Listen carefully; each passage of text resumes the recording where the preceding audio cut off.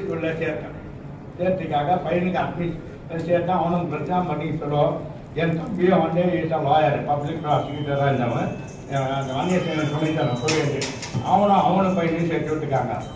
ஒரு நாட்டு நிலை வரணும் என்னன்னா, இந்த தமிழ் மீடியமே இருக்கக்கூடாது, இங்கிலீஷ் மீடியம் வைக்கணும்னு சொல்லிட்டு ஒரு ரூல் போட்டாங்க கவர்மெண்ட்ல.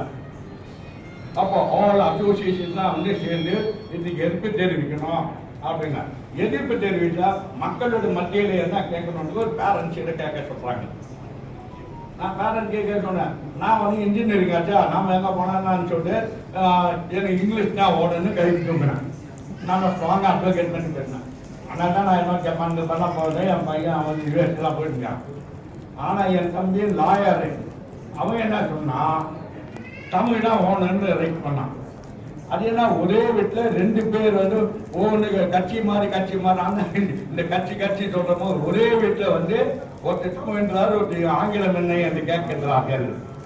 அப்போது அவன் சொன்ன விளக்கின் மூஞ்சில் தலையில் அடித்த மாதிரி இருந்தது. என்ன உதாரணம் சொன்னான்னா, இப்போ இந்த மண்டபம் இருக்கு, ஐயானுடைய தலைமையெல்லாம் இருக்கிறது, சொத்துக்கெல்லாம் இருக்குது. ஆனா மூலப்பத்திரம் என்று சொன்னால் தமிழில் தான் இருக்கின்றது. இந்த கோர்ட்டை ஆர்குமெண்ட் பண்றப்போ ரெஜிஸ்ட்ரேஷன் நான் இங்கிலீஷ் பற்றி தமிழ் என்ன மூலப்பத்திரம் என்னால் படிக்க தெரியல, நான் தமிழ் பண்ணேன்.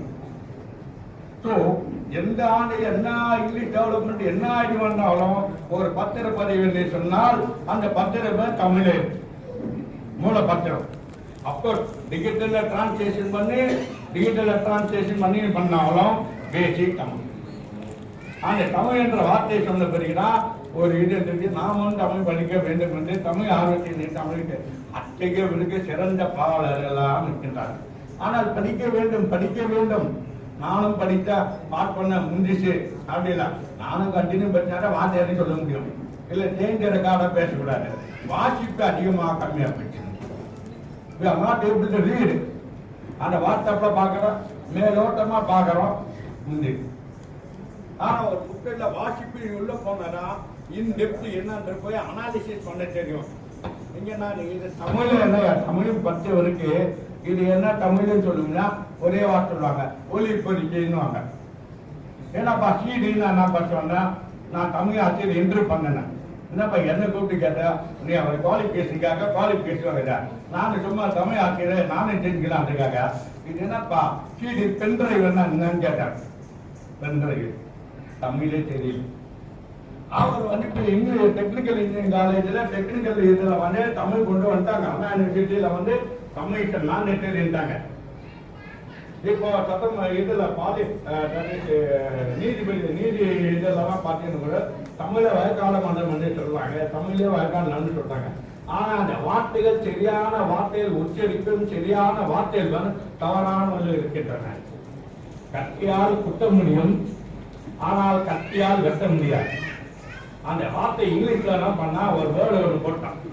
அவனுக்கு வந்து தூக்கத்தான கைடுன்றது அந்த கத்தியால் குத்த முடியும் என்று தவிர கத்தியால் வெட்ட முடியாது. ஆங்கிலத்தில் நம்ம சொல்லினாரா தமிழில் விளக்கம் கத்தியால் குத்ததான் முடியும் என்று என்னுடைய தந்தையார் ஆர்குமெண்ட் பண்ணார்.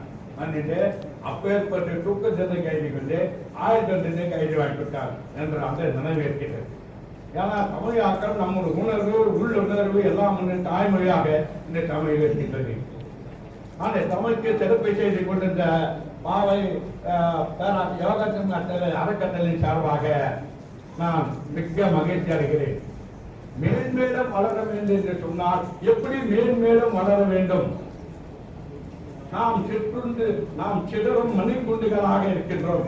நாம் எல்லாம் சேர்ந்து அடுத்த சந்தியை நெருங்கி தமிழ் வளர்க்க வேண்டும். உலகம் அளவெல்லாம் பார்த்தீங்கன்னா கிலோ நீங்க எங்க போனாலும் சிங்கப்பூர்ல போனா லிட்டில்ன்றான், தமிழ் பகன்றாங்க.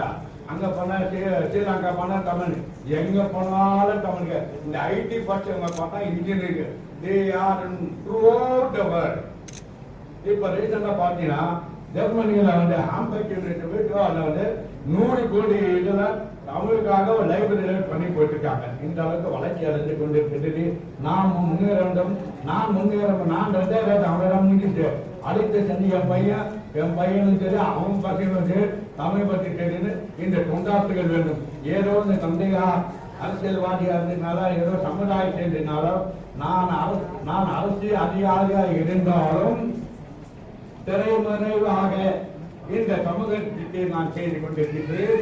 இப்போது இது முடித்துவிட்டு ரிட்டையர் ஆகிய பிறகு செங்கல்வராய் 3000 கோடி சுற்றி இருக்கிற அந்த காலேஜுக்கு பல்வேறு ஃப்ரீயா போயிட்டு 4 நாள் போயிட்டு என்னுடைய சேவைகளை செய்து கொண்டிருக்கின்றேன்.